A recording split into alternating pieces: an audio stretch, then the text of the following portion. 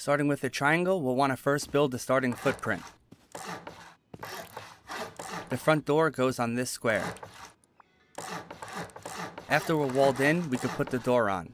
A wall goes here to section off where the TC will go next.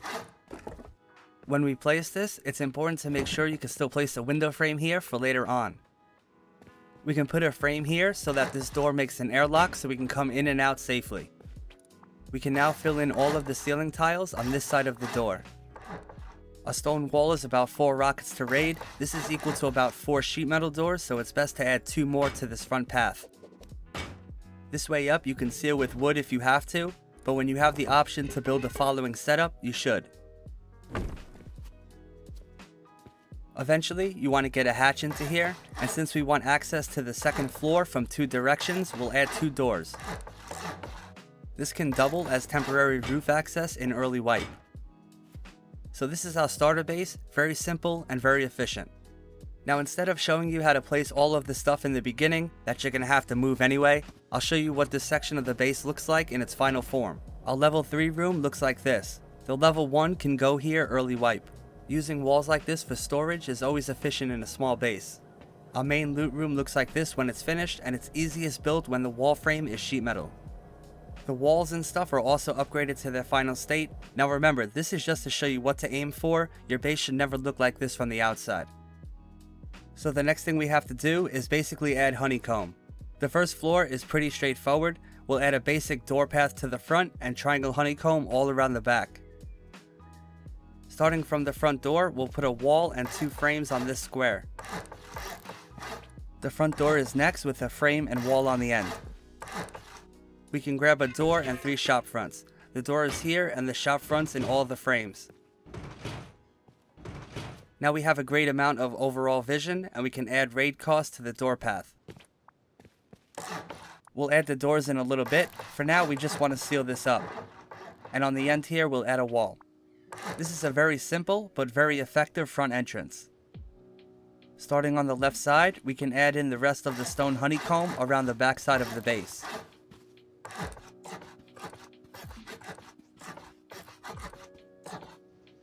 Now our first floor is well protected, so the next thing we'll work on will be the second floor. If you come out of the door, we want a window frame on the end, and then 2 walls on this square. The last 2 are window frames, and at this point you can grab glass windows and put them all in. Above the elevator, we want a triangle on each side. We can seal above the loot room too, but on this final triangle we'll add in the frame. Add the hatch facing this way, and we also want to seal off this square from it. We can upgrade both of these doors to garage doors facing the hatch below. Now the second floor should look just like this. We will be adding onto this and expanding upon it soon, but for now it can provide great vision around our area. So remember, we added this door path. Well, it's time to add the doors now and some other cool stuff. So here we're going to need 2 single doors and 1 garage. The first 2 doors will be singles. It is impossible to get good airlocks on these, but we can fix that with traps. On this slot behind us, we'll put a garage door since it leads deeper into the base. We can add some cool things too. A locker goes here. We have a trap that protects the entire hallway and our repair bench area here. At the front, we have some quick drop storage with 2 traps protecting the front door. Keep in mind that I've upgraded this wall to sheet metal and also the one behind the locker. Now our front door path is complete, and we can have a look at what people can see from the outside. This isn't a place to store high value items, but it is a good use of space. So to finish the second floor, first we'll need to prep this loot room and the door path.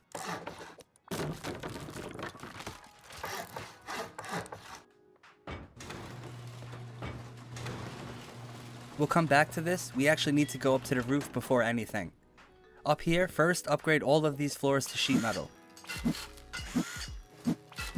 Now the best way to think about this expansion is you want to add a triangle honeycomb to each side that touches the sheet metal. You can start anywhere.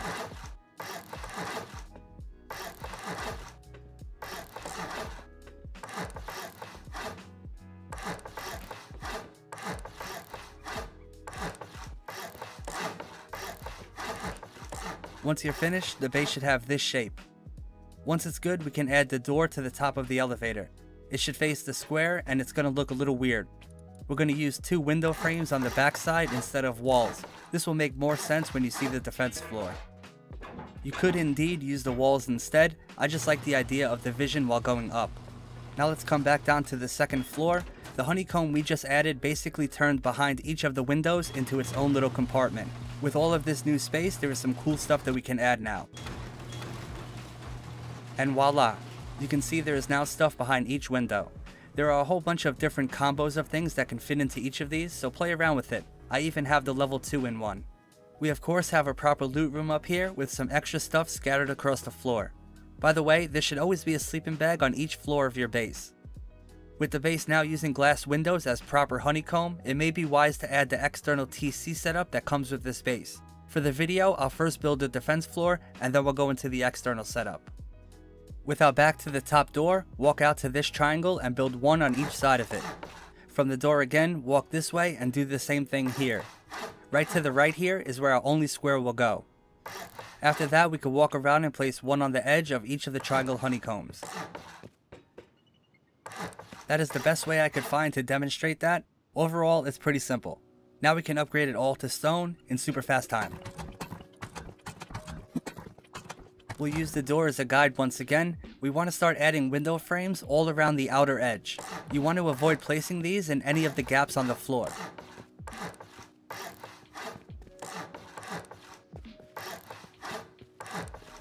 Next we'll add the doors, which will give you cool gaps to look through, but blocks a player from jumping in. Place 1 on the front of each gap, and you want to be walking the same direction as me when you do this. There is just one more addition we have to make, and it's for stability purposes. On this single square, we need to add these 2 frames. If you want the topmost roof access, build a square here, and this frame marks the spot for it. It's also much easier to fill in the ceiling above us from up there. There's no multi-TC nonsense going on here, so it's as simple as filling everything in. Once you have put the windows and doors into their spots, your base should look like this. Pretty terrifying, actually. Next thing we'll build will be an external TC to stop griefing. From the front door, we'll build out 8 foundations. Disconnect the first one. When you get to the 8th one, it should be sheet metal and a triangle right after. Our TC will go in here. We'll put it in a normal window room.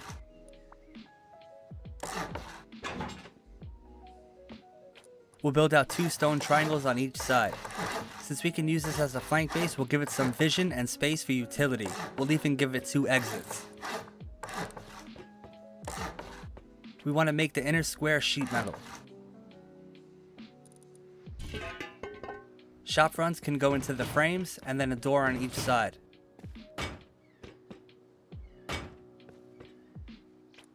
We want the roof above the square to be sheet metal, and then the rest can be stone. We can put a frame on each side, and we want both garage doors to face inward. Next we could put a window on each side of the sheet metal square. It's now 8 rockets to get to that TC. On the outside, we want to get rid of the 2 foundations closest to what we just built. This one needs to be a raised foundation. If your terrain makes this impossible, you can build it up with half walls and a floor just to get it to the right height like here. I'll use the raised foundation, which should be sheet metal. We'll add a sheet metal frame to the end with a metal floor on top. We already have enough for the disconnectable part to function. I'll add a couple of extra stone frames here since I want to build something up here later. Once you have that done, you can come back down and upgrade all of these foundations to sheet metal. So the way this works is you can add a twig buildup, same as if you were adding a half floor to a loot room. Once this twig is built, you can then place this triangle in here, which is key. Now on the outside, after you break this, you can build a sheet metal slanty roof sticking out at half height. Now this roof actually connects to this floor, and that pretty much carries the TC priv all the way back to your main base. The coolest part about this is, let's say raiders take your main TC. This external would normally block you from placing a new one. But with this setup, all you have to do is break this twig, and that will release the slanty roof, restricting the external TC's range. You can then place a new TC in your main and then reconnect the external priv after. I learned this concept from Vice Versa Games, who also does a way better job at explaining this in the video, so I will link that in the description below. To finish off the main base, we'll want to add the final exterior upgrades. On the left side here, we want to upgrade the following walls to sheet metal, simply to stop raiders from going through the back. Depending on how high your foundations are, you may want to upgrade them to sheet metal as well. This is fine as stone in this location. Over here you can kinda see what I like to do with the external, a frame tower with windmill on top. Behind the garage door there is a turret with a respawn spot and a box for replacing ammo. You can do some cool electrical stuff here with the turret and a door controller by connecting this to a heartbeat sensor which opens the door when someone tries to sneak up. The turret has great coverage and the cheapest raid path is through the doors, so this is a win-win. So that is pretty much the base, no bunker, no exploits, almost no exploits, and just a very fluid build for someone who just wants to get on a server and play.